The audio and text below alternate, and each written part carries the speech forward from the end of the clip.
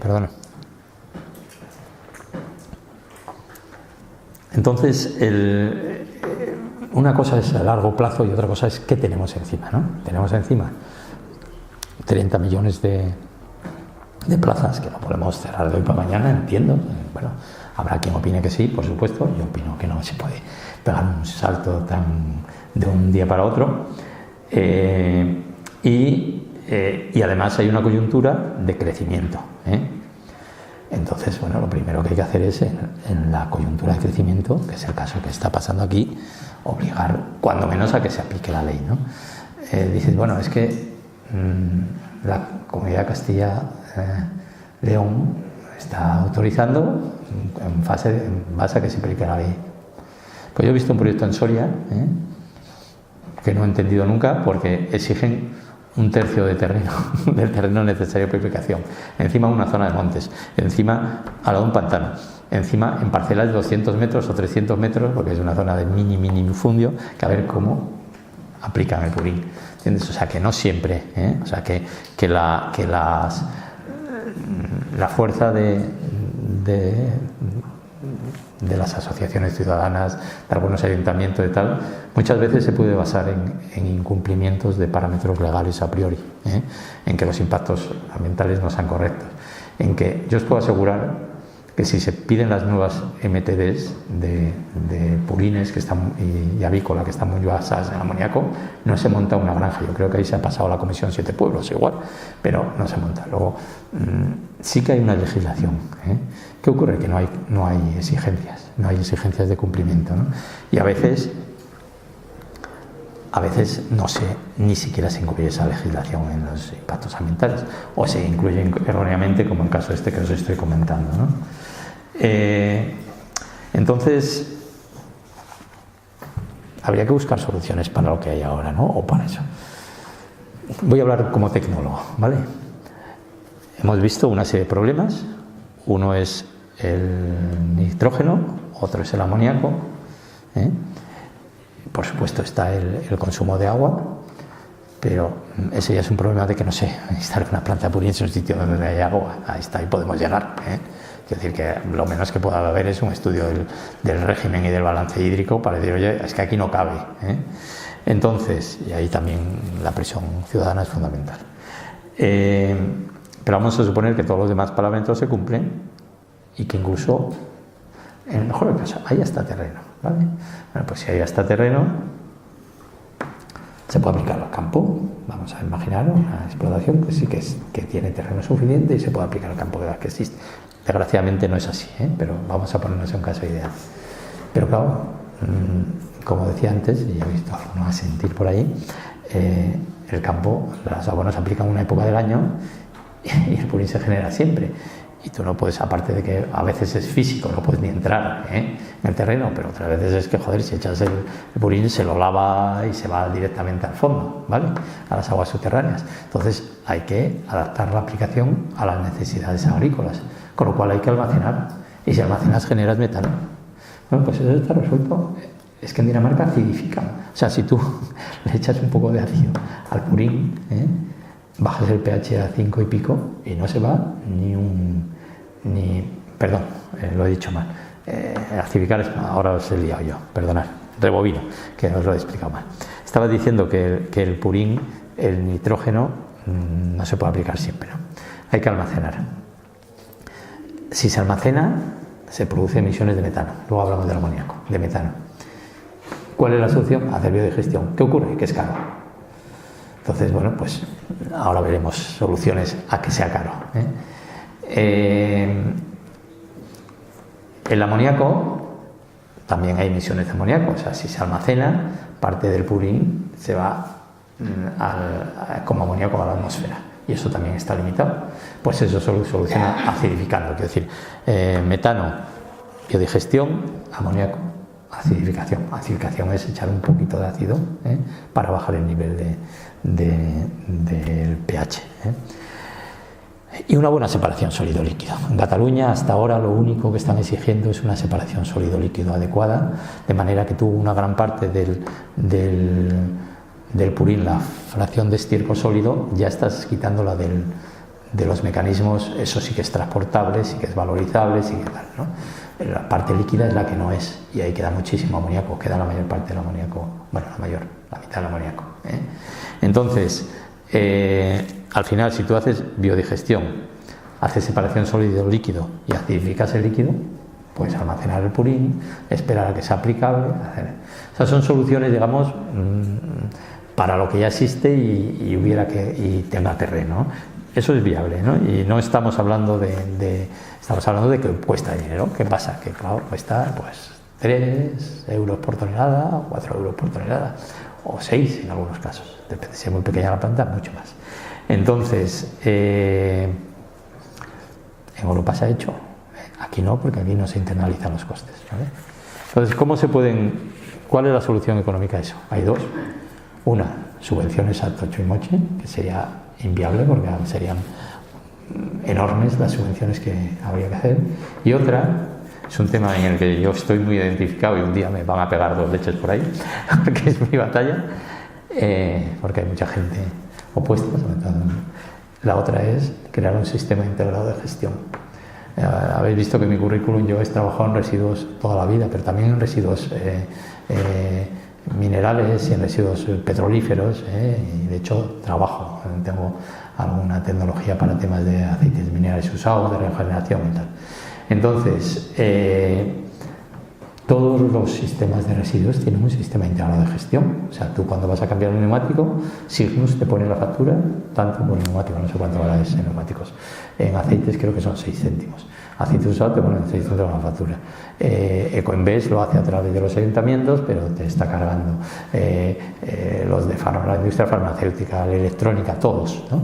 Entonces, cuando esto, que yo creo que llevo desde que se cerraron las famosas plantas de cogeneración, que ahora han tenido que volver a ver peleando, que es algo viable, y la gente que trabaja a nivel jurídico en los otros sistemas ha dicho que es absolutamente factible, choca con la posición del integrador. ¿Por qué? Porque al final esto lo tiene que pagar la carne, ¿vale? Olvidemos del ganadero, hablamos del integrador.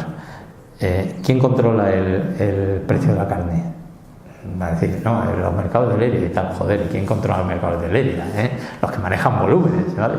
Entonces, al final, voy a hacer un supuesto, 4 céntimos, 6 céntimos. El que tengo aquí, por ejemplo, es de algo más, 5 céntimos puesto, de kilo. En vez de 1,22 el mercado de Lérida, estaría 1,27. Eso es una burrada, es un 4% para el integrador seguramente. Pero amigo, es que te da sostenibilidad al sector para siempre.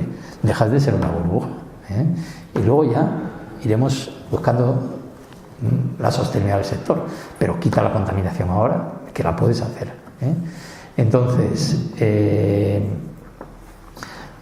así por grandes números, si se aplica 5 céntimos, yo lo estaba aquí, no me acuerdo de memoria, lógicamente, tengo mala memoria además, si son 40 millones de toneladas con los 4,25 millones de toneladas de carne, se recaudarían unos 212 millones de euros al año, ¿vale? Con esos 212 millones, no todos los purines tienen problemas, excedentarios ahora habrá muchos más, igual es el 20%, igual hay 10 millones de toneladas de purines excedentarios, son los que no hay manera de aplicarlos al campo.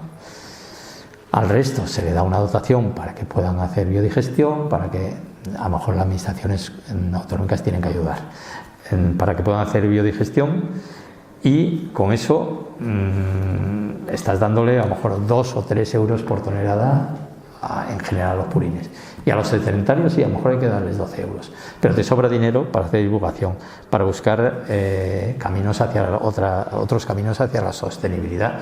Es que el sector tiene que internalizar sus costes, es que el sector tiene que acabar pagando por los costes y no es el ganadero. Joder, yo a veces coag y tal, se ponen, joder, te estás metiendo con los ganaderos. No, el ganadero no, es el integrador, porque es el agente que controla el mercado, y solamente se puede hacer un sistema integrado de gestión si participa como responsable la gente que maneja el dinero, y el ganadero no maneja el dinero, en general.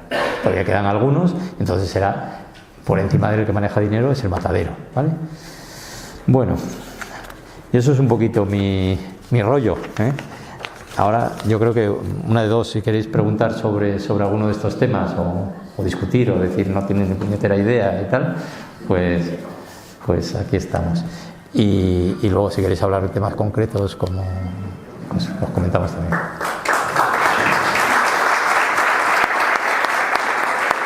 No tengo ni idea qué hora es. Y a media. Sí, vamos a ver, no sé si se oye o llevamos el micrófono. ¿Yo puedo hablar, no? Sí, con esa voz sí, por supuesto. Bueno, muy breve. Hombre, yo creo que el público que estamos aquí y que representamos de alguna manera el movimiento que hay en la provincia de Zamora, estamos en la primera fase de lo que ha dicho el orador. Mantener lo que ya está y no admitir nada nuevo. Esa es la fase.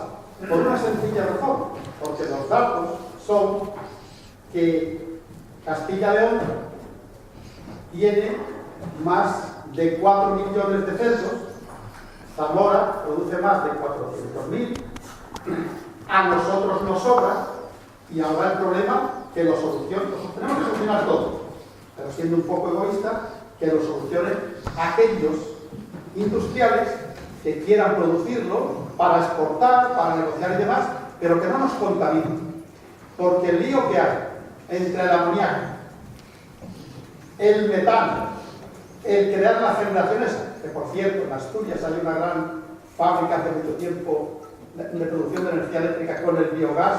Que no me la creo, ya te lo digo. No existe. La que hay en Navia.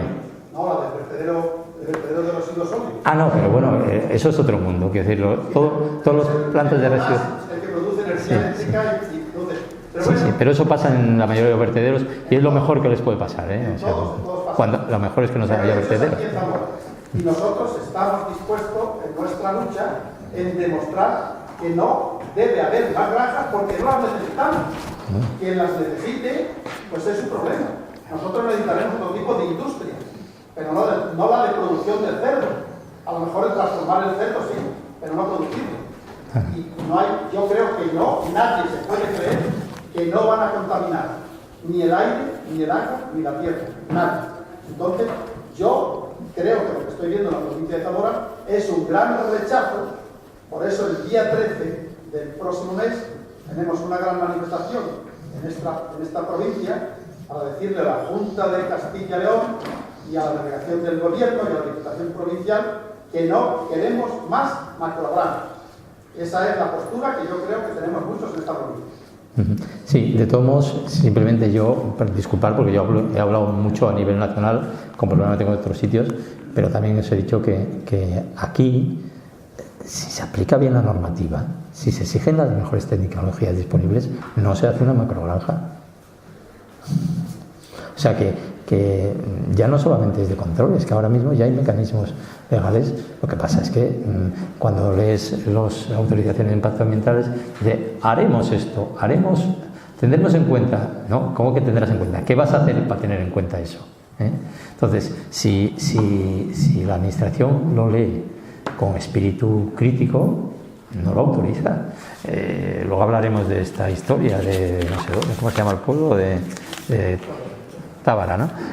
Pero es impresentable. O sea, es que yo las cosas que me han llegado, porque por un camino u otro me acaban llegando, un partido político, un ecologista, no sé cuánto, todavía no he encontrado ni un proyecto que valga. O sea, que no sea incluso discutible legalmente. Lo que pasa es que, claro, si la administración hace una manga así de ancha, pues claro, ya la hemos liado.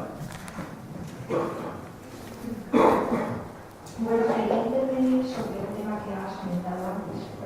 A propósito de lo que estás diciendo, el tema está que nosotros presionamos a la administración parece que no nos va a cuidar. Y por otro lado, antes has hablado sobre lo caro que puede ser las depuradoras para los purines. Y yo me pregunto, si el agua contaminada produce cáncer, lo caro que nos cuesta a todos por nuestra vida, y nuestro dinero, porque la sanidad la pagamos todos. Entonces creo que no se puede priorizar el costo a las industrias sobre el costo a la población.